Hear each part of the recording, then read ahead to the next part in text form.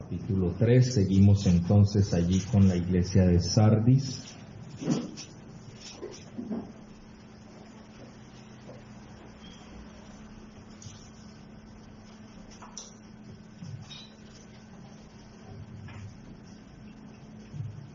¿Qué es lo que el mundo religioso hoy está celebrando?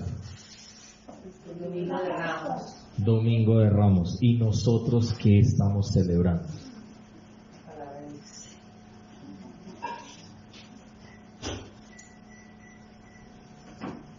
Ve, nosotros siempre estamos más pensando y mezclamos lo que el mundo enseña a lo que el Señor enseña.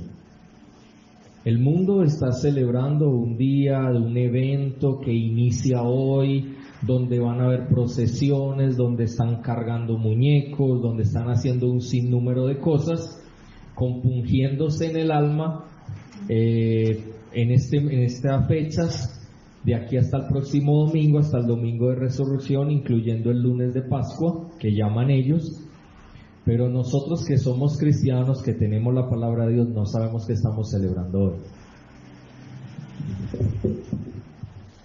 Curioso, ¿cierto? Muy interesante. Uno diría, qué triste. Porque a usted le preguntan, ay, ¿ustedes qué fueron? No, estamos en el Domingo de Ramos. Y nosotros nos quedamos con el Domingo de Ramos. Hoy no es Domingo de Ramos. Hoy es el Día del Señor. Estamos celebrando al Señor. No estamos celebrando una actividad religiosa, sino que estamos celebrando al Señor. De hecho, por eso cantamos, porque ¿para quién lo hacemos? Para el Señor. 1. 2. Intercedimos en favor de otros. ¿Para qué? Para la gloria del Señor. 3. Tomamos la cena. ¿Para qué? Para la gloria del Señor. Y ahora vamos a predicar la palabra para que nuestras vidas sean transformadas. ¿Para qué? Para la gloria del Señor. Entonces, ¿a quién celebramos? Al Señor. ¿A quién le cantamos? Al Señor. ¿Para quién hacemos la cena? Para el Señor. Es decir, todo es en adoración al Señor. ¿Por qué nos reunimos? Porque es el día del Señor. Entonces, ¿a qué viene esto? Sí, hermana. ¿Cuál está celebrando el mundo religioso? Exactamente. Nosotros no lo celebramos. Celebramos todos los días la vida del Señor. Exactamente. Es el día del Señor. Por eso la palabra dice, no dejando de congregarnos como algunos tienen por costumbre. Porque a veces nos acostumbramos a no congregarnos. ¿Por qué? Porque estamos obviando de que es el día de ¿quién? Del Señor. Pero ¿sabe a qué se debe eso? A que aún todavía, llevando años en el Evangelio, no sabemos quiénes somos. Así de sencillo. No sabemos quiénes somos. La semana pasada se tocó un tema que siempre causa dificultad. Padres, hijos, hijos, padres. Hay otros temas que también se tocan que causan dificultad. El vestuario de las damas, el vestuario de los hombres, la sujeción de la esposa al esposo, la sujeción del esposo a Cristo, el que el esposo ame a la esposa, la trate bien. Temas que siempre van a ser espinosos y que van a traer dificultad y van a traer en muchas ocasiones que personas tengan caras como de escopeta, que quieran cogerlo a uno y cogerlo contra la pared y darle, o de pronto inconformidades inmediatamente. No, pero ¿cómo así? ¿Yo por qué voy a hacer eso? Pero ¿saben por qué es? Porque todavía no sabemos quiénes somos. Por eso algo que el hermano Leo la semana pasada, el domingo pasado, decía, vamos a la fuente. ¿Qué dice la palabra de Dios? No es qué piensas tú, qué dices tú al respecto. Lo que tú digas, lo que tú pienses, aquí no tiene nada. Nada, ni lo que yo piense ni lo que yo diga. Es lo que dice la fuente, lo que dice la palabra de Dios. Y algo que decía también el hermano Leito era, y lo que diga la palabra de Dios, ¿qué vas a discutir? Si eres cristiano, no tienes por qué discutir con la palabra de Dios, ni discutirle a Dios lo que Él enseña, lo que Él dice. Pero nosotros somos muy dados a que cada vez que el Señor nos enseña, nos habla, nos dice, inmediatamente discutimos y empezamos a levantarnos y empezamos a veces hasta irnos en contra de quien está predicando, como si él fuera el que estuviera comunicando algo de él, de su pensamiento, y no de lo que dice la palabra de Dios. Sin embargo, cuando se para un predicador y empieza a hablarte de lo que tú quieres escuchar, que el Señor te va a prosperar, que el Señor te ama, que el Señor... Inmediatamente el mundo se levanta y grita eufórico diciendo amén. Pero cuando el Señor habla, nosotros muchas veces decimos un amén a regañadientes. ¿Por qué? Porque todavía parece que no supiéramos quiénes somos. ¿Usted no se ha hecho esa pregunta? Sí, yo creo que allá cuando usted estaba en la adolescencia o aún en una niñez llegando a la preadolescencia o a la adolescencia, que empiezan las grandes preguntas existenciales. ¿Quién soy? ¿Cómo nací? ¿Por qué estoy aquí? ¿Para qué estoy aquí? Usted no se hizo esas preguntas. Yo creo que todos nos las hemos hecho en alguna parte de la vida, ¿o no? O como diría Juan Fernando, o solamente me pasó a mí. Yo recuerdo que cuando yo estaba en la adolescencia, yo una vez me fui a filosofar conmigo mismo. Y sentado en un prado con un palo de mangos encima, me senté ahí y empecé a mirar hacia la ciudad de Medellín. En ese tiempo yo vivía en el seminario en Robledo. Y yo empecé a preguntarme eso. ¿Quién soy? ¿Por qué estoy aquí? ¿Para qué estoy aquí? ¿Cuál es el objetivo de que yo exista? Cuando uno se hace esas preguntas, uno también debería hacérselas cuando uno es cristiano. Porque a veces olvidamos quiénes somos, para qué estamos aquí, por qué estamos aquí. Usted me dirá, bueno, pero vamos a Apocalipsis capítulo 3. Estamos en Apocalipsis capítulo 3. Porque nos encontramos ante una iglesia que decía ser, pero no era. Una iglesia que, de acuerdo a lo que le dijo Jesús a esa iglesia, que tenía nombre de que vivía, pero estaba muerta. Es decir, no había existencia, no sabía quién era. Es lo mismo que nos pasa a nosotros hoy. Por eso yo les empezaba a hablar sobre la parte religiosa. Porque si hablamos de la religiosidad, en el mundo nosotros, entre comillas, sí sabíamos quiénes éramos. Y a usted le preguntaban, ¿usted quién es? Usted decía, yo soy católico, apostólico y romano. Y yo voy a misa. Y yo soy Julanita de tal. Y yo soy orgullosa, o yo soy orgulloso, yo soy esto, yo soy aquello. Pero llegamos a Cristo y nos preguntan, ¿usted quién es? Y nosotros a veces a duras penas respondemos nuestro nombre, porque no sabemos a veces quiénes somos.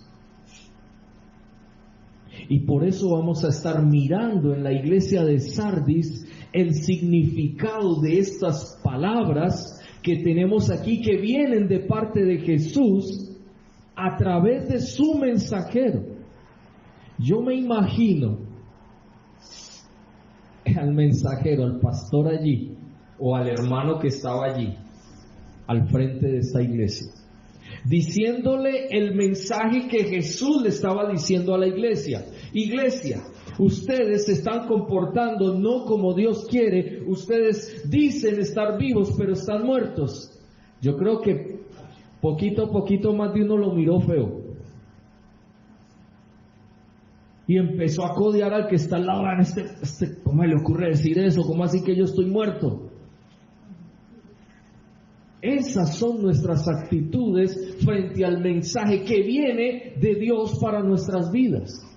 No que viene de la persona que está al frente, porque a la final la persona que está al frente es igual a ti en cuanto a que es cristiano, pero también es una persona que necesita del Señor como tú y yo lo necesitamos.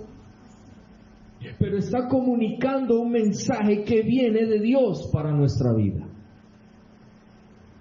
Y aún en eso, la iglesia estaba muerta. Y cuando un muerto que se cree vivo se levanta, ¿es para qué? Para hacer daño. No se levanta para decir gloria a Dios, aleluya, vivo nuevamente y dejé de estar muerto. No, muerto viviente como esos zombies que se levantan es a comer a otro. Al que esté vivo se lo quieren comer y empiezan a comerse lo que pueda, porque entre los mismos zombies, usted no ha visto eso en las películas, entre los mismos zombies ellos no se tocan, ellos no se comen, porque están enfermos los dos, tienen ¿cómo lo llamaríamos? Como esa misma condición o ese mismo estado de zombie. Entonces, ¿para qué se van a comer? Ellos tienen que buscar comerse a aquellos que están con vida, que los ven y están bien, saludables. A esos hay que buscar para comerse. ¿O no? Esas son las películas. Pero si nosotros miramos, aquí bíblicamente es lo mismo. Una persona que está mal con el Señor, cuando Dios le da un mensaje, que está mal se quiere comer vivo a aquella persona que está bien y que nos está hablando de algo que viene de Dios. Entonces, de acuerdo a esto, vamos a seguir adelante. La semana antepasada estuvimos hablando, yo conozco, ya hablábamos de tener conocimiento pleno de lo que se hace, cómo se comporta, que el Señor percibe lo que estaba sucediendo en totalidad en la vida de la iglesia, de su iglesia, porque es que somos de Él, no somos del mundo, para que sigamos pensando y hablando y identificándonos con el mundo, porque ese es el problema. Cuando nosotros no sabemos quiénes somos en el Señor, entonces seguimos identificándonos con el mundo, haciendo lo que el mundo hace, pensando lo que el mundo piensa en cuanto a todo. Hablábamos de tus obras y hablábamos de las actitudes, comportamiento y acciones y el cumplimiento de una misión o tarea por sus resultados. Ahora aquí viene.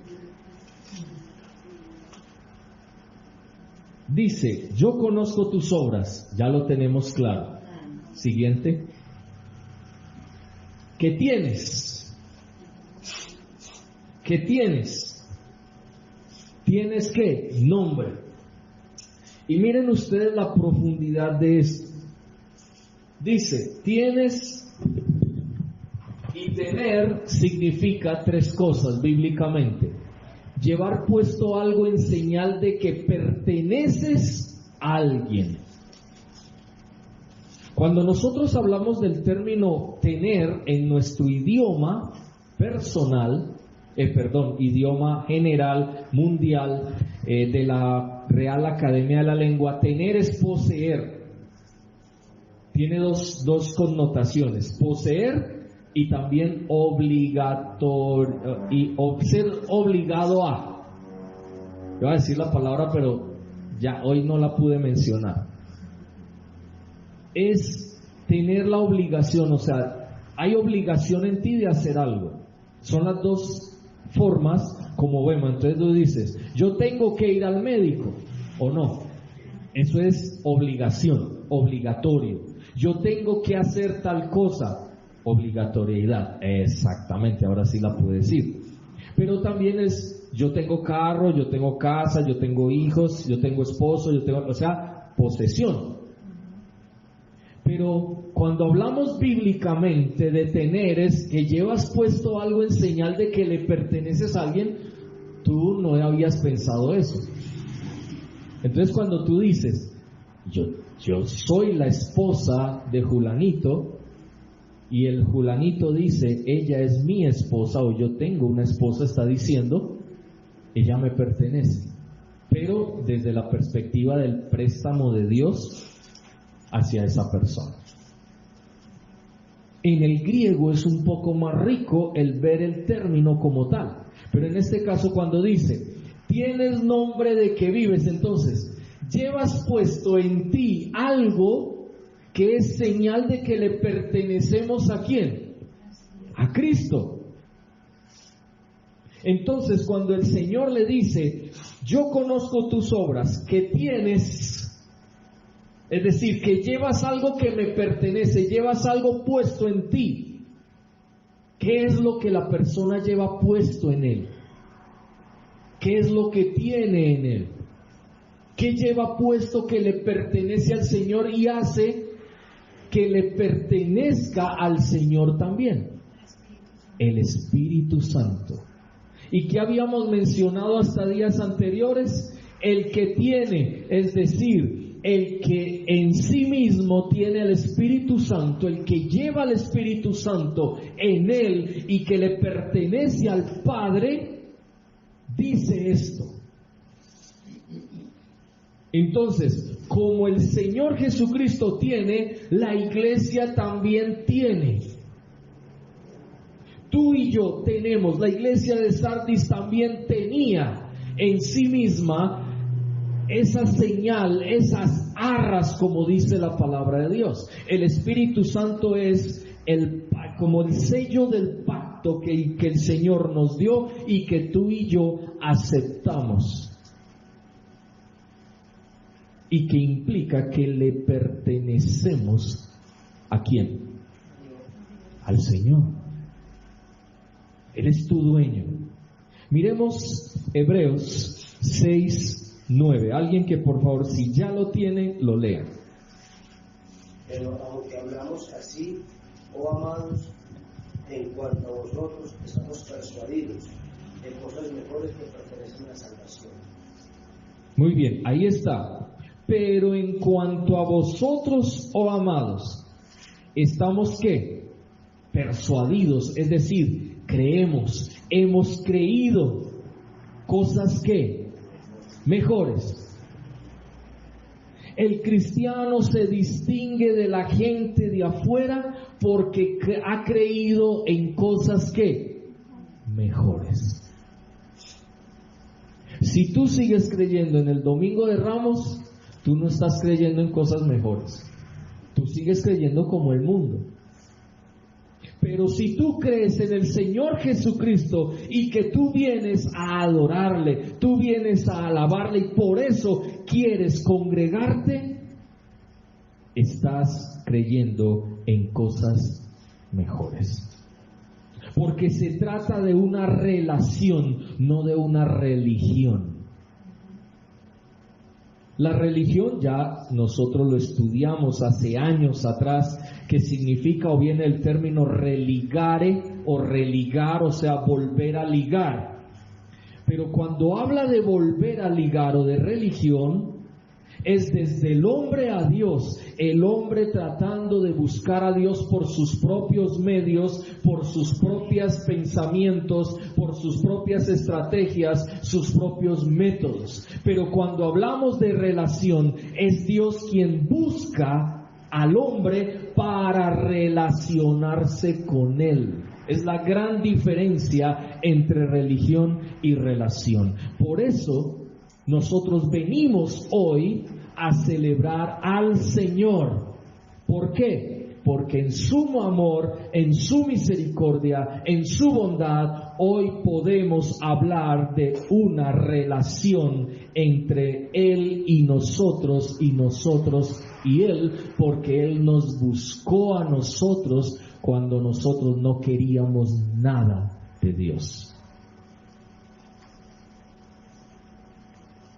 Es importante, y por eso dice, ¿cuáles son esas cosas mejores? Las que pertenecen a la salvación eterna.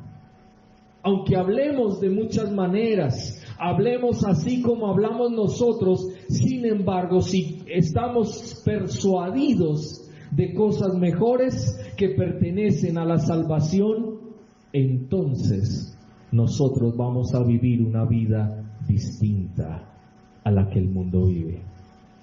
Por eso nadie podría o debería decirnos, usted no parece, aunque diga que es cristiano. Por el contrario, qué bueno que digan, usted es cristiano, porque realmente se le ve en todo sentido.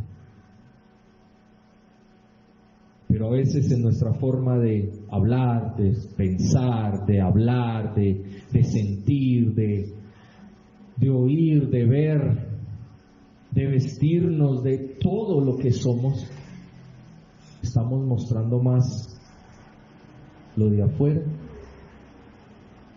que las cosas mejores que vienen por la salvación.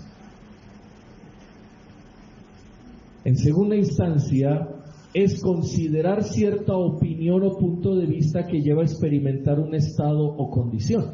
¿Cuándo usted había pensado que tener significaba eso? Ni yo siquiera. Así como ustedes hoy, yo también estoy aprendiendo y sigo aprendiendo de la palabra hasta el día en que yo me muera. A no ser de que no quiera aprender más, la cierre y me vaya.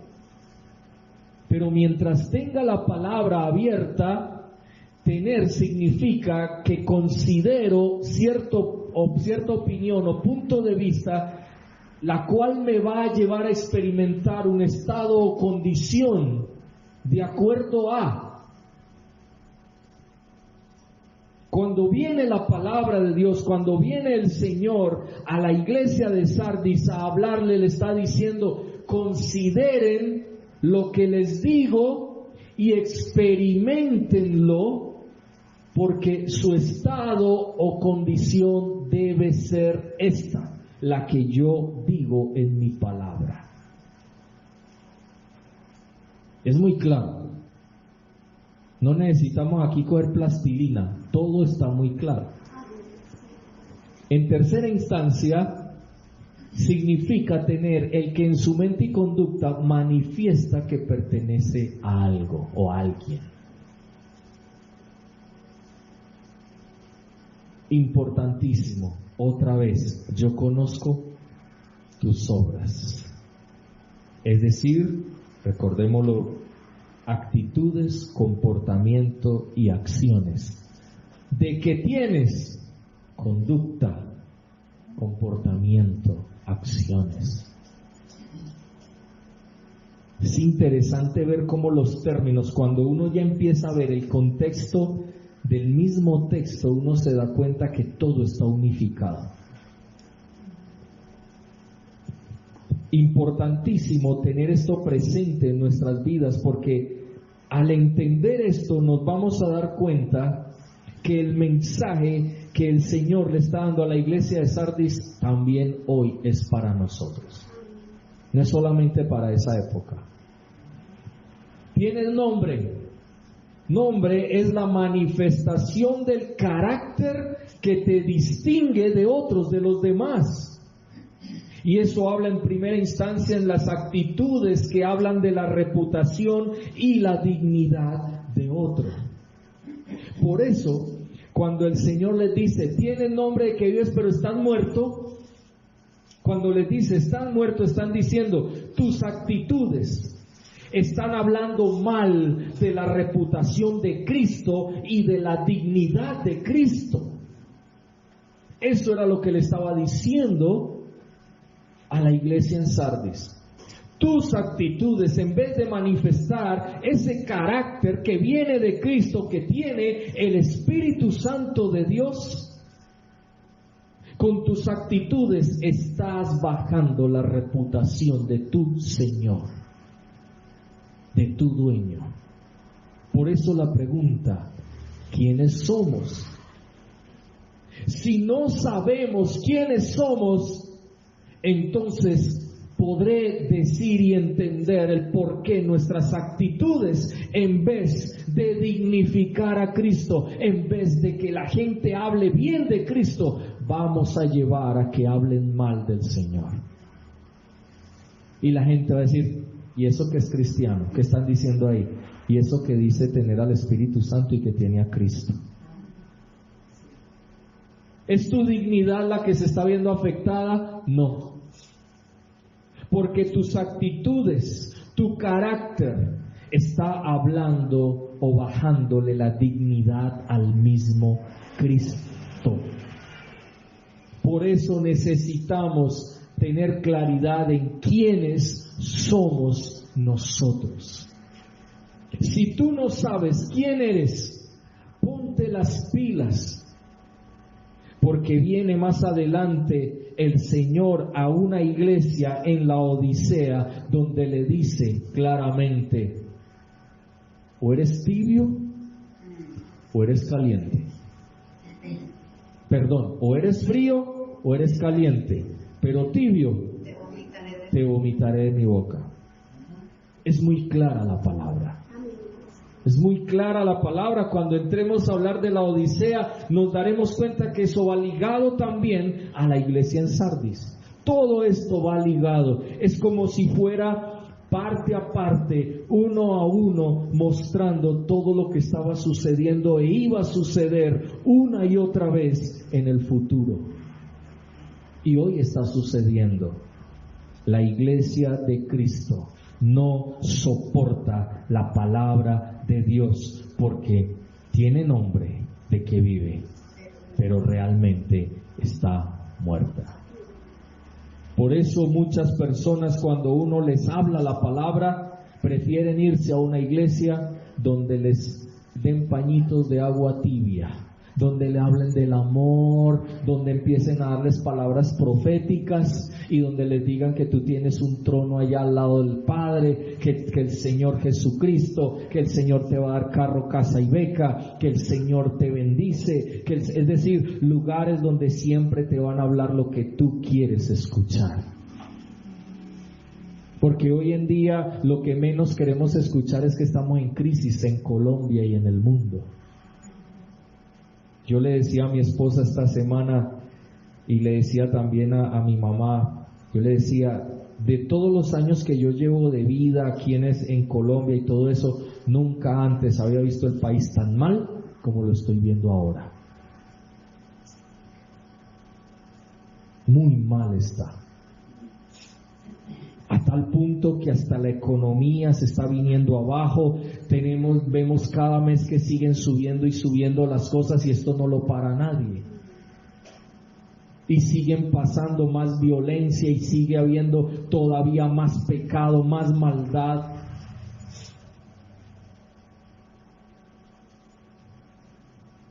Y yo les digo, hermanos, que definitivamente la iglesia ha caído exactamente en lo mismo que el mundo está cayendo a su alrededor. Una iglesia que estamos en crisis, donde infortunadamente nos hemos dejado permear, contaminar de la filosofía del mundo. Y entonces cuando hoy el Señor viene y nos habla, nosotros inmediatamente empezamos a ser pucheros. Literalmente, y nos tiramos al piso como esos niños rebeldes, groseros, que se tiran al piso haciendo esas pataletas para que Dios les dé lo que Él está diciendo o lo que Él no va a dar de pronto, porque Él quiere dar otra cosa diferente. o simplemente porque estamos tan encaprichados que les decimos y queremos obligarle a Él como Padre que nos tiene que dar lo que le pidamos, porque si Él no nos lo da, entonces no vamos a creer en esas cosas mejores para nuestras vidas y que pertenecen a la salvación.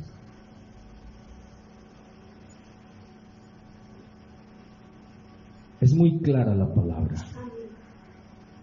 Actitudes que hablan de la reputación y dignidad de otro. Por ahí dice, tienes nombre. Es decir, todos nosotros tenemos el Espíritu Santo, es decir, pertenecemos al Señor y el Espíritu Santo nos fue dado como el sello, como las arras, es decir, como el anillo donde tú estás casado con Él. Él es tu esposo, nosotros la iglesia, y le pertenecemos a Él. Por eso el Espíritu Santo está en nosotros y por eso debemos experimentar ese estado o condición natural de un cristiano, es decir, un nuevo nacimiento. Y obviamente su conducta que manifiesta va a ser una conducta conforme a Jesucristo. Por eso manifestamos en nuestro carácter el carácter de Cristo. ¿Y nos distinguimos de quién? De los demás. Pero cuando nuestras actitudes no muestran a Cristo, la reputación de Cristo y la dignidad de Cristo se vienen al piso. Y ojo, no lo estoy diciendo yo. Lo está diciendo el Señor Jesucristo a la iglesia de Sardis y a ti y a mí también. Así que no nos podemos escapar. No podemos decir, no, eso es para Julanito, eso es para Peranito. Claro, es que yo ya entendí por qué Julanito. No, Señor, es para todos. Primera de Pedro 2, un pasaje conocido, lo hemos hablado, pero no está de más volverlo a tocar. Versículos 9 y 10. ¿Qué dice? Tú y yo somos. ¿Quién soy? Ahí va. Eres linaje escogido. Mucha gente se queda con eso. Soy linaje escogido, real sacerdocio, nación santa. Por eso el Señor debe bendecirme. Por eso debo tener dinero. Por eso debo tener casa. Debo tener apartamento. Debo tener carros. Debo tener fincas. Debo tener... Eso es lo que enseñan hoy en día. Que porque somos linaje escogido, una raza escogida, no hay otra como yo. No. Somos, sí, Dios nos quiso escoger para que fuéramos sacerdocio real. Entonces ya, reyes, el rey manda, el rey arriba, los súbditos abajo, los demás no sirven, pero yo soy rey. Y sacerdote, y no se dan cuenta que eso lo que significa es muy sencillo, que nuestra vida tiene que ser una vida de sacrificio. Yo debo sacrificar mi vida todos los días. Todos los días. ¿Por quién? Por el Señor. Porque Él lo dio todo por mí, Él se sacrificó por mí. Ahora yo lo mínimo que hago aquí en la tierra es sacrificar mi vida para Él. Entonces yo ya no debo pensar más en mí, yo ya no debo ser tan caprichoso, yo ya lo que debo empezar a vivir es una vida, como dice acá, nación santa. Pueblo que fue adquirido por Dios con la sangre preciosa de su Hijo Jesucristo en la cruz del Calvario. Y mire lo que dice el para qué. ¿Quiénes somos? Respuesta número 1. ¿Para qué estamos aquí en la tierra? Para anunciar las virtudes ¿de quién? De Jesucristo, que nos llamó de las tinieblas a su luz. No, nosotros no tenemos luz. Bueno, el hermanazo sí tenía una luz, era la esposa, Luz Marina. Pero en el caso nuestro, nosotros no teníamos luz, no tenemos luz. Es Jesucristo la luz que alumbra en nuestro corazón. Entonces, siendo así, hemos sido llamados para manifestar las virtudes de Cristo, la dignidad de Cristo, la reputación de Cristo. Si tú y yo nos comportamos mal, ¿qué virtud vamos a mostrar de Cristo? Ninguna. Eso era lo que pasaba en Sardis. La misma palabra nos está dando respuestas a eso que Sardis estaba viviendo. ¿Por qué? Porque tenía nombre. Nosotros también tenemos nombre. ¿Cómo nos llamamos? Hijos de Dios. Por eso ese cuentecito, todos somos hijos de Dios, es la mentira más grande que el enemigo se ha inventado para que la gente realmente no llegue a conocer a Cristo. Porque un verdadero hijo de Dios, primero, sabe quién es. Y segundo, sabe que se debe a Cristo, porque lo que debe hacer es mostrar a Cristo en su vida y a través de su vida. No significa, otra vez, que ya eres perfecto. No significa que cuando tú por ahí le das rienda suelta a tu carnita, porque huele rica y está en el asador, puedes pecar. Claro, pecas, porque infortunadamente seguimos luchando contra un cuerpo de muerte. Pero también el Señor nos enseña que debemos morir a nuestra carnalidad, a los pecados de nuestra carne, y eso implica un trabajo continuo en nuestra vida y a través de nuestra vida. Pero si tú y yo sabemos quiénes somos, no nos vamos a justificar, porque ese es el problema. El que no sabe quién es en Cristo Jesús es una persona que siempre se va a justificar. Y va a empezar a decir, no, el Señor me entiende, que es que yo estoy en un proceso, que es que, y empiezan a decir el que es que, el pero es que tal cosa, es que la otra, y estamos justificando. Y dice la palabra de Dios, ningún ser humano se podrá justificar delante de Dios. El único que puede justificar al hombre es Jesucristo. Pero si tú y yo nos acercamos a Él, y como dice Primera de Juan, capítulo 1, versículos 13 en adelante, que si confesamos nuestros pecados y nos arrepentimos, nos apartamos del pecado, Él es fiel y justo para perdonarnos.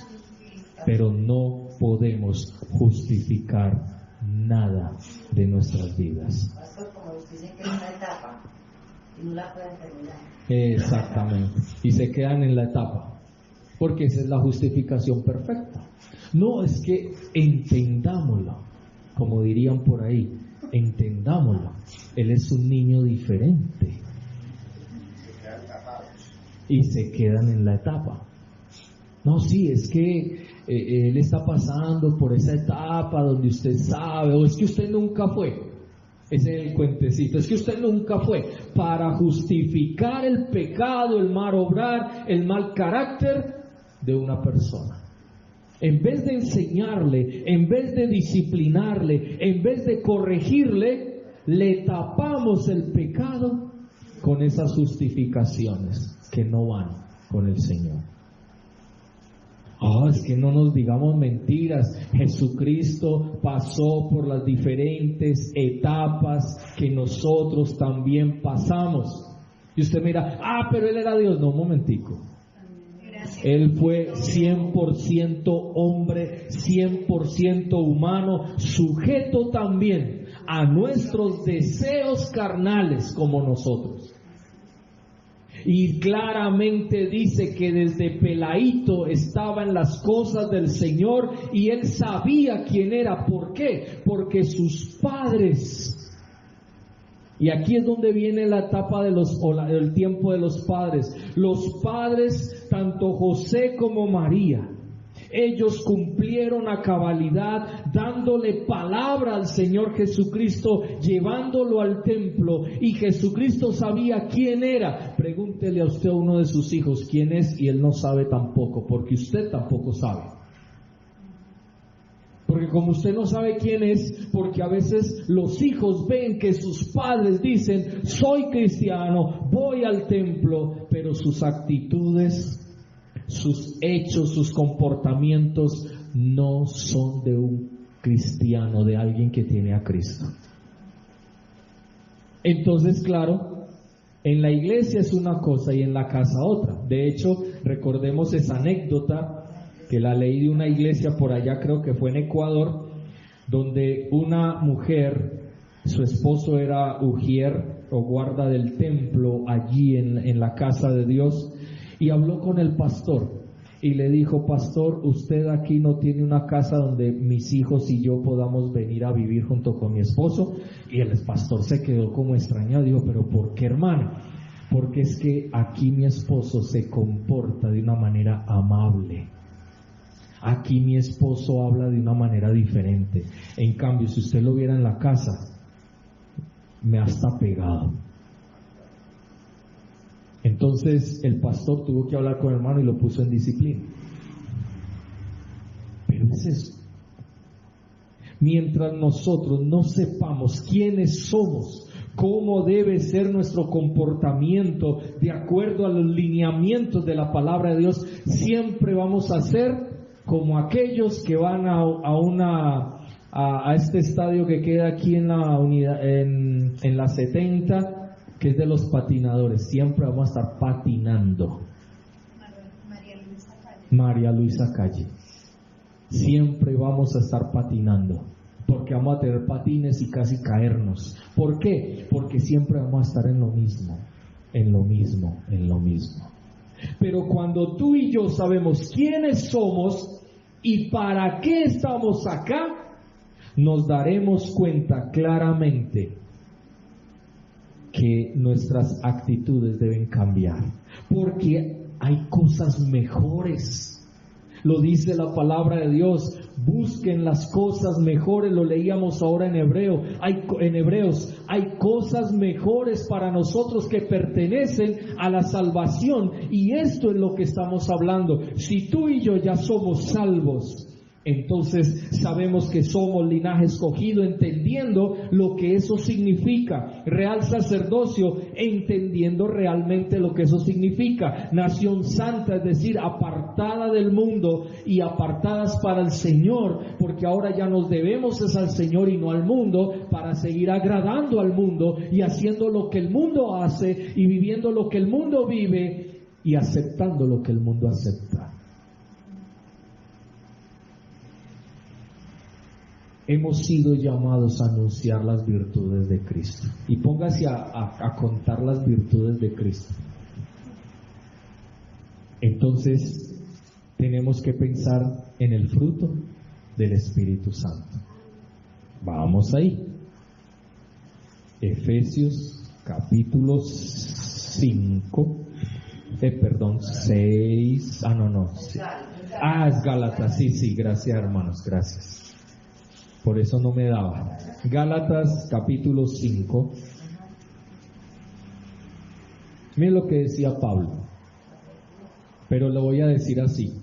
Mire lo que el Señor Jesucristo le hablaba a la iglesia en Galacia a través del apóstol Pablo. Para que ustedes entiendan que no es la palabra de hombres, sino la palabra de Dios. Digo pues, andad en el Espíritu. Es una orden. ¿Tú tienes el Espíritu Santo de Dios en tu corazón? ¿Sí o no? Amén. Entonces, ¿por qué no andas en el Espíritu? ¿Por qué sigues andando en la carne? No, yo ya no vuelvo a decir amén porque el pastor me regaña. Yo no le estoy regañando, recuerden.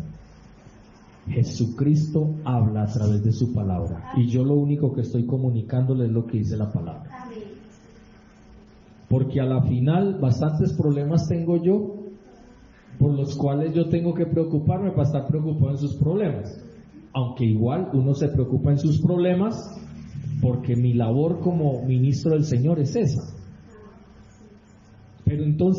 Pero lo que quiero decir aquí claro es, no son mis palabras, es la palabra del Señor. Andad en el Espíritu. ¿Y qué más? Y no pongan a satisfacción, no coja la carnita y dele rienda suelta, no.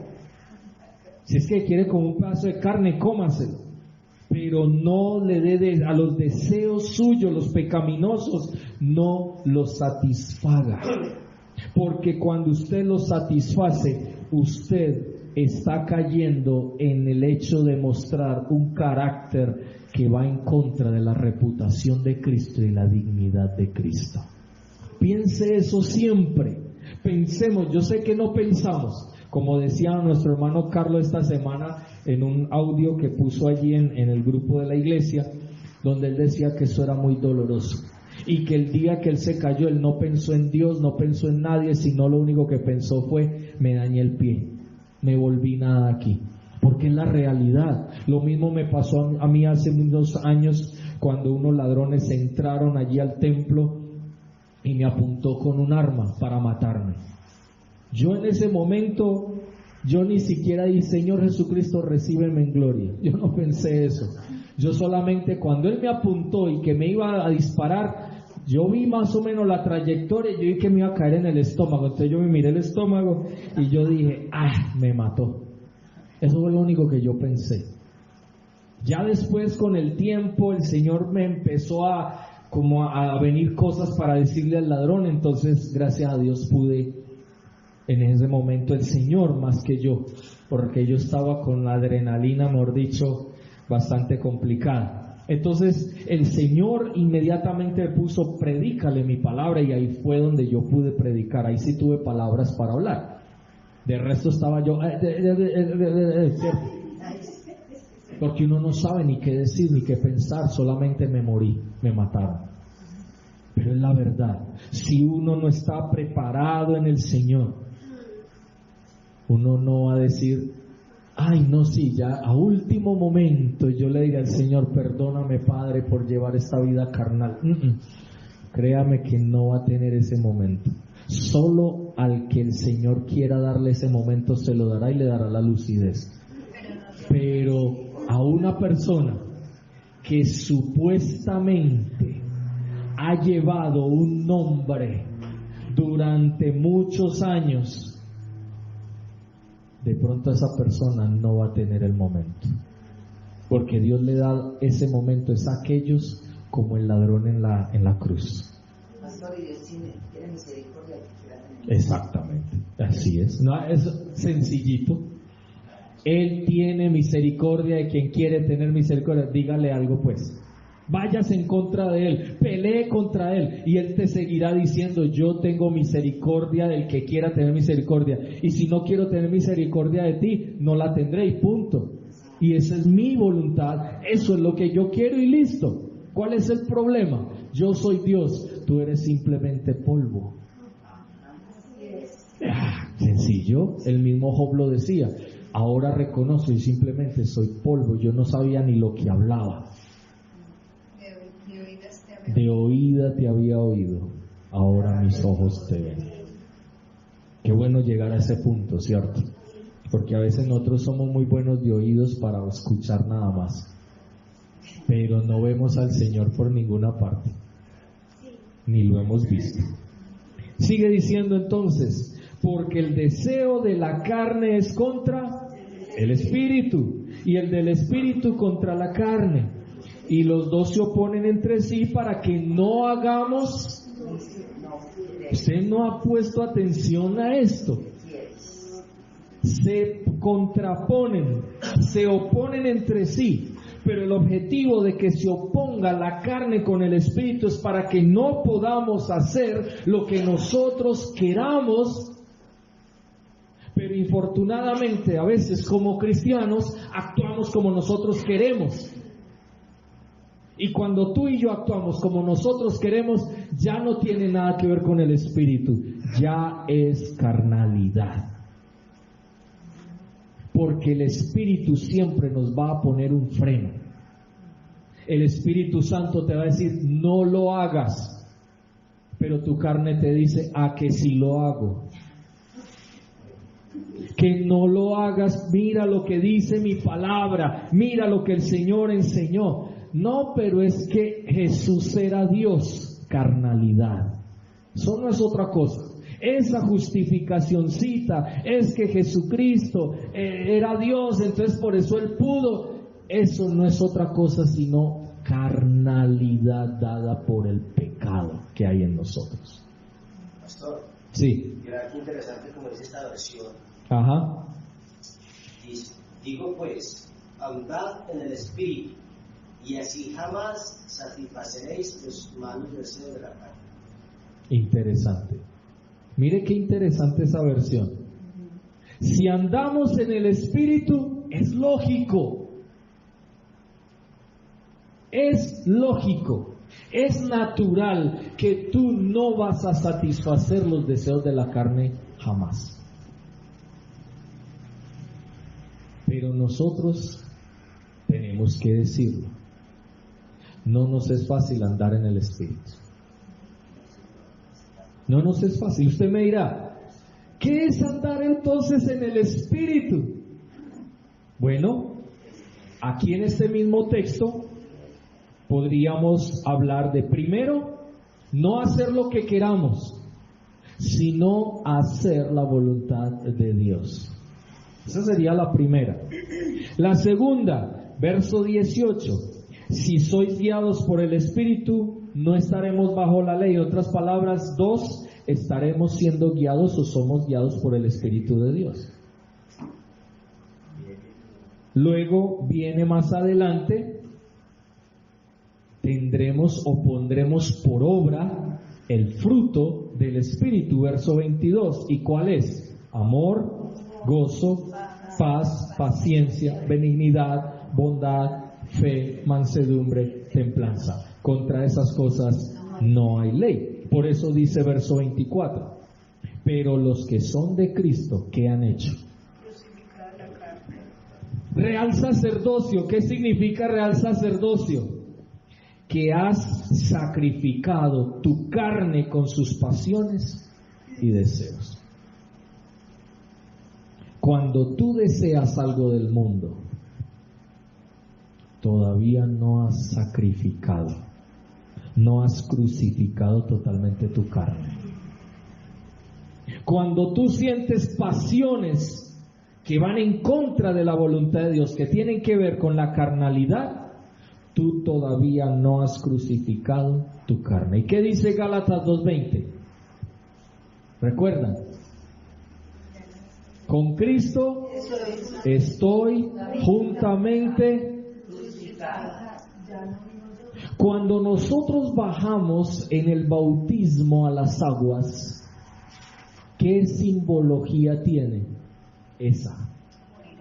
Morir a la carne y resucitar a una nueva vida para el Señor.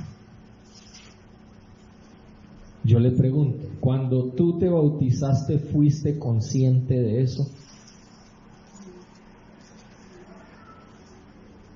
Por eso yo no estoy muy de acuerdo con esos lugares donde hablan de encuentros, porque en esos encuentros quieren bautizar a la gente así, sin que la gente sepa lo que está haciendo. Simplemente les dan ahí algo superficial como para tener a la gente viva. Yo no digo que un encuentro sea malo, porque es que debemos encontrarnos con el Señor. Pero a eso es lo que deberían llevar en un retiro espiritual, en un encuentro, lo que sea, llevar a la iglesia o llevar a las personas no cristianas a encontrarse con el Señor, pero no a bautizarlas todavía. Ser conscientes de la fe. Exacto, es hacerlos conscientes de la fe, que la fe no es ni siquiera desde nosotros, sino que viene de Dios. Usted no ve eso, es un fruto del Espíritu. La fe es un fruto del Espíritu. ¿Por qué crees tú o por qué creíste tú en Cristo Jesús? No por lo que tú, por tu fe. Porque nuestra fe es imperfecta. Nosotros solo creemos lo que tocamos. Lo que no vemos, nosotros no lo creemos. Y nuestra fe es circunstancial. Y nuestra fe depende de las circunstancias. Si el Señor me da, entonces yo creo. Si el Señor no me da, yo no creo. Si yo veo la bendición, creo. Si yo no veo la bendición, entonces empiezo a criticar y empiezo a hablar mal acerca de Dios, porque Dios no me escucha. Entonces voy y le digo: vea, hermana Ludari, como Dios la escucha a usted tanto, por favor ore por eso, es que a mí Dios no me escucha. Eso es mentira. Lo que pasa es que la persona no ha doblegado su carne delante del Señor. Esto es así de sencillo. Porque buscar de Dios, interceder, ¿es para qué? Para la gloria de Dios. Nosotros aquí no oramos o intercedemos para nuestra propia gloria, para que, ¡ay, mira, tiene carro! Dios le dio la bendición de un carro, pero se olvidan de Dios y empiezan a enfocar todo sobre la persona. Dale gloria a Dios, no gloria a Dios, sino a la persona. Tiene carro, tiene casa y todo por ahí, pero dejan la gloria de Dios a un lado. Es lo dicho, hemos sido escogidos para su gloria. Y no oramos para que el resultado sea de acuerdo a nuestra voluntad, sino que cualquiera que sea el resultado que Dios propicie es perfecto. Exactamente. Todo lo que Dios propicie es perfecto. Nos duela, no nos duela, queramos, no queramos, pensemos, no pensemos, pero todo es para Él. Todo. La vida, la muerte, las persecuciones, pero también los momentos agradables, gratos. Todo eso es para la gloria de Dios. Por eso, aún la fe viene de Dios. Por eso recordemos que la fe que vence al mundo es la fe que viene de Dios. Nuestra fe no vence al mundo, nuestra fe antes se amanguala con el mundo. ¿Por qué? Porque nuestra fe, como es imperfecta, cree más fácil lo mismo que cree el mundo. Que Dios no existe, que Dios es un Dios malo, que Dios, ¿cómo va a permitir si Dios fuera amor? Entonces, ¿por qué Dios tal cosa? O sea, eso es lo que piensa el mundo. Dios es una energía. Que Dios es una energía.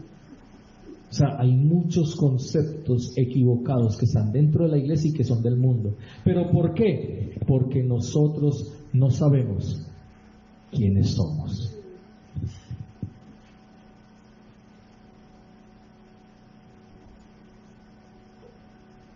Ahora, miremos el segundo punto. En lo que se hace por mandato, estando bajo autoridad de otra persona. Andar en el Espíritu, ¿es un mandato o no? Es un mandato. Sed imitadores de Cristo, sed imitadores de Dios como yo lo soy de Cristo. ¿Es un mandato o no? ¿Ven? Hijos, obedeced en todo a vuestros padres. ¿Es un mandato o no? Padres, tengan cuidado de sus hijos. ¿Es un mandato o no? Esposos, amen a sus esposas. ¿Es un mandato o no? Sacrifíquense por ellas. ¿Es un mandato o no? Esposas, sujetaos y respeten a su esposo. ¿Es un mandato o no? Mujeres, ojo con la forma en que ustedes visten, cómo ustedes piensan, cómo ustedes se comportan. Porque quizá con tu comportamiento, con tu manera de obedecer al Señor, puedas ganar a aquel que no está con Cristo, si es tu esposo o tus hijos. ¿Es un mandato o no? Cuando dice que tiene nombre, es decir, en lo que se hace, lo hacemos por el mandato de Dios, pero no porque sea una pesada carga y nosotros, ay, no es que yo tengo que obedecer, no, sino que nosotros por amor al Señor obedecemos a su palabra, porque no solamente es un mandato, sino que lo que Él hace, lo que Él dijo, es para nuestro bien, no es para nuestro mal. Son cosas mejores. En el mundo, cuando nos comportábamos a nuestra manera, ¿qué vivimos? Cosas muy malucas. Cosas muy malucas. Mentimos, ¿y qué pasaba con la mentira? Teníamos que tapar con otra mentira, tapar esa mentira, y con otra mentira, tapar esa mentira de esa mentira, y otra mentira para tapar esa mentira, de otra mentira, de otra mentira, hasta que de pronto salía a la luz a la verdad. Entonces yo ya decía una justificación mentirosa, engañosa, para que la gente dijera: tienes toda la razón, estás traumada.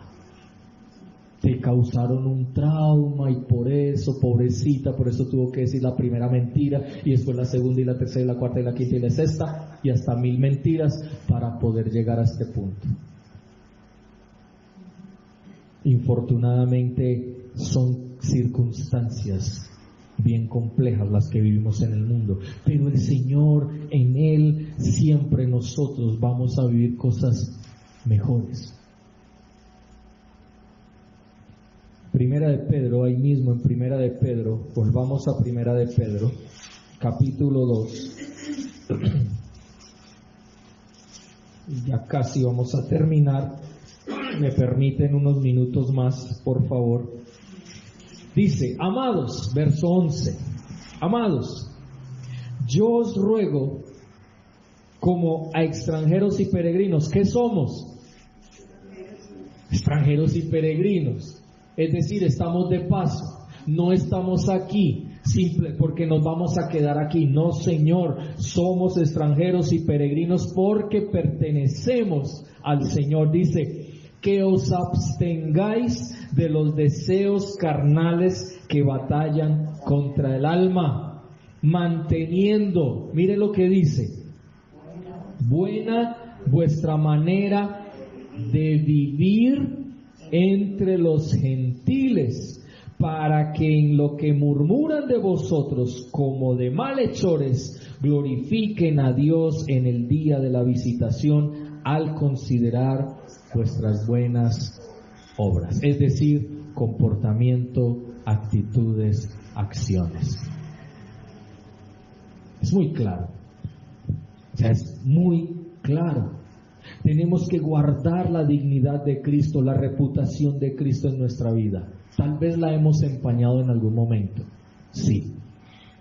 Pero para eso podemos pedirle perdón al Señor y volver a Él, comenzar nuevamente a vivir como el Señor quiere. ¿Qué dice? Manteniendo buena. Cuando tú y yo satisfacemos los deseos de la carne, no vamos a mantener nuestra vida buena en ninguna manera. Nuestra manera de vivir no va a ser buena. Téngalo claro. ¿Por qué? Porque estás yendo en contra de la santidad misma de Dios. Y lo que estás haciendo es denigrando de su nombre. Ojo con eso. Ahora, 3. Promoción de una causa o de la causa de Cristo. Es muy claro ahí en el versículo 12 cuando dice: propósito, ¿para qué? Aquellos que murmuran de los cristianos, que les dicen: esos cristianos son malos, esos cristianos son aquello, esos cristianos son lo otro, esos cristianos... No, en vez de eso comiencen a decir: uy, verdaderamente estos cristianos, uy, hay que darle la gloria a Dios, porque esos cristianos verdaderamente se están comportando, sus actitudes, sus hechos demuestran que saben realmente quiénes son, es decir, somos cristianos. Y por último, pertenecer a alguien, y obviamente eso causa identidad. Miremos Hechos capítulo 19 y con eso estaremos terminando en esta mañana. Hechos capítulo 19 versículos 13 y 15 dice: pero algunos de los judíos exorcistas ambulantes intentaron invocar el nombre del Señor Jesús sobre los que tenían espíritus malos, diciendo: os conjuro por Jesús, el que predica Pablo. Imagínense, ni siquiera en el nombre de Jesús fuera, ¿qué dice en el nombre? Que le pertenezco a alguien, que mis actitudes hablan de esa reputación de Cristo y que da dignidad a Cristo, y que yo estoy bajo la autoridad de Cristo y que estoy promocionando su causa, o sea, estoy mostrándole el evangelio a aquellos, pero aquí ellos decían: os conjuro por Jesús el que predica Pablo, porque nosotros no lo predicamos, ni nos interesa, porque eran ¿qué? Judíos, eran judíos. Y mire lo que dice el verso 14: había 7 hijos de un tal Esceva, judío, jefe de los sacerdotes, que hacían esto. Pero respondiendo el espíritu malo, ni siquiera fue la persona, fue el espíritu malo, y dijo: a Jesús conozco y sé quién es Pablo, pero ustedes, ¿quiénes son? Otra vez, ¿quiénes somos? Hasta el demonio sabía quién era Jesús y quién era Pablo, pero no sabía quiénes eran esos que lo estaban tratando de sacar fuera. A veces nosotros, nuestro comportamiento en nuestra vida es como esos judíos. Los cristianos echaban fuera demonios. Pablo echaba fuera demonios, sí, pero él no decía soy exorcista, no. Él era cristiano, y solo con el hecho de saber quién era, los demonios se iban.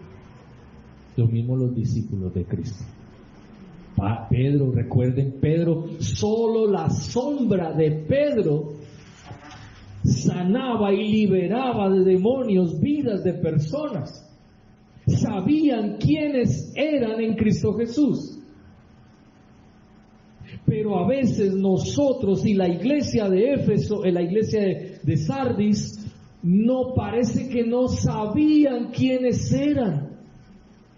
Y por eso prácticamente asistían al templo como un religioso más, pero no sabían quién era. No sabían para qué estaban. No sabían nada de nada, solamente decían llevar un nombre de que vivían, pero realmente estaban muertos. Miren que solamente hemos visto 2 términos hoy, y términos que uno diría, pues es muy común, pero mire toda la profundidad que tiene para nuestras vidas. Mire qué interesante darnos cuenta que este espíritu malo, el espíritu inmundo, un demonio, sabía quién era Jesús, sabía quién era Pablo, pero a ellos no los conocía, porque estaban supuestamente utilizando el ¿cómo lo llamaríamos? La fama, el nombre de Jesús como simplemente una fórmula mágica. Por eso dice, os conjuro. ¿Cómo así que os conjuro? Si la palabra de Dios dice que debe ser en el nombre de Jesús, no un conjuro. Porque un conjuro es más como algo mágico, como algo demoníaco, que hablar en el nombre de Jesús. ¿Usted no había pensado en eso? Por ahí hay una película que llama El Conjuro, y eso es diabólico. Los brujos conjuran, hacen conjuros, pero el cristiano en el nombre de Jesús, es decir, en la actitud, en la reputación, la dignidad de Cristo llevada en su carácter, en su vida, en sus actitudes, en su comportamiento, es lo que le da la autoridad de Cristo a su vida para que Él cumpla la labor que Dios le envió a hacer. Por eso, una vez más, la pregunta, como diría aquí el espíritu malo, ¿quiénes sois? Es decir, ¿quiénes somos? ¿Somos realmente lo que decimos ser? ¿Tenemos realmente ese nombre que es sobre todo nombre?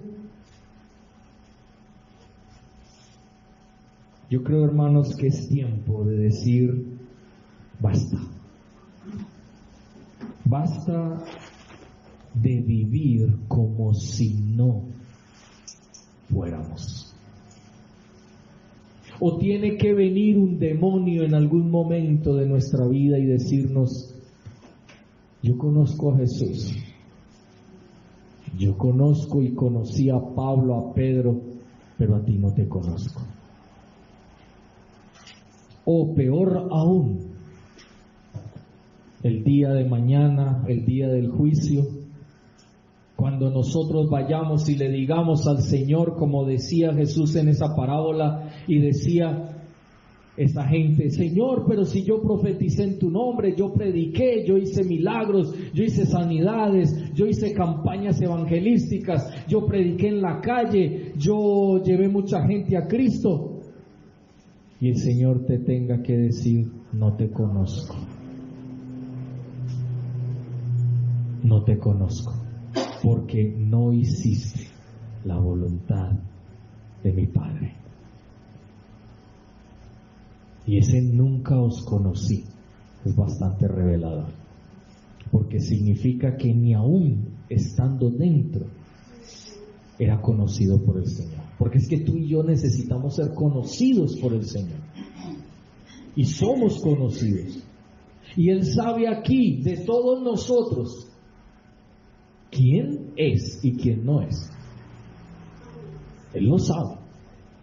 Nosotros podríamos decir: no, sí, es que el hermano lleva 40 años y... eso no significa nada para el Señor. No, es que es el pastor. Tampoco significa nada para el Señor. Simplemente es un pastor. Pero si el pastor se pone de sinvergüenza, también tendrá su recompensa. Por eso, hermanos, pensemos en eso. ¿Quiénes somos? ¿Realmente sabemos quiénes somos? ¿Realmente tenemos claridad en nuestra vida? Porque si nos estamos comportando de maneras no gratas delante de Dios, no estamos haciendo la voluntad de Dios, realmente tenemos que preguntarnos: ¿estamos siendo o nos falta todavía para ser? O queremos ser y nos quedamos en el querer ser, porque también hay hermanos así: no, pastor, es que yo quiero, y uno los ve que quieren todo el tiempo, pero no hacen nada. Por ejemplo, yo quiero almorzar. Bueno, ya porque hay unos frijoles hechos, entonces ya no es sino ir a calentarlos. Pero Leo no lo necesita. Casi se le salen los ojos, dale. Estaba durmiendo y así automáticamente. Entonces, uno diría: no, pues pero si usted no se para, los calienta, prepara lo otro que tenga que preparar, no come nada. O si usted le dice: hay que hacer almuerzo y no ha hecho nada, entonces ¿usted qué va a hacer? ¿Se va a quedar ahí acostado a que le hagan y no hay nadie para hacerle? ¿Quién le va a hacer? Usted debe pararse y hacer. Es lo mismo que pasa en la vida cristiana. En la vida cristiana usted quiere, haga. No es que le va a caer eso: el Espíritu Santo vino sobre mí. No, señor. Usted ya tiene el Espíritu Santo, haga.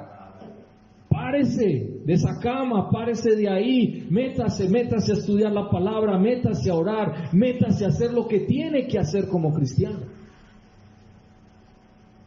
Pero esto es una realidad. O usted, como por ejemplo, Juanfer y Juliet, que son los más nuevecitos casados. ¿Qué tal el día? Es que yo me quiero casar. Y ella: bueno, y entonces, no, es que yo me quiero casar. Y casémonos pues. No, es que yo me quiero casar, y se queda con el yo me quiero casar. Entonces, ¿ella qué va a decir? No, qué pena, Juan, usted solo quiere, yo sí me voy a casar. Pero si usted simplemente quiere y no pasa nada, y pasan los años, los meses, y por a 20 años yo me quiero casar y no se ha casado, ¿por qué? No ha dado el paso.